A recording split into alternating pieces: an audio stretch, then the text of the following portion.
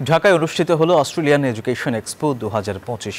অংশ নেয় অস্ট্রেলিয়ার 20টিরও বেশি বিশ্ববিদ্যালয়ের প্রতিনিধি।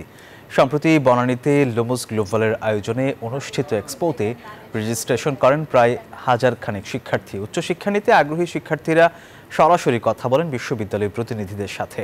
স্কলারশিপ, ভিসা আবেদন এবং পার্ট টাইম চাকরির সুযোগ নিতে বিস্তারিত জানতে পারেন তারা। লোমস গ্লোবালের অভিজ্ঞ কনসালটেন্টরা বিনামূল্যে প্রোফাইল মূল্যায়ন করেন শিক্ষার্থীদের।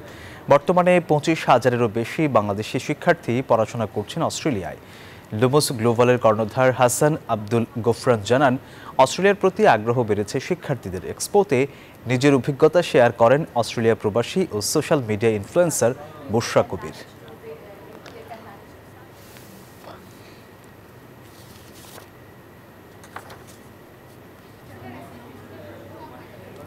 বান্ডেল থাকলে প্রতি সেনমানিতে টাকা বাঁচবে।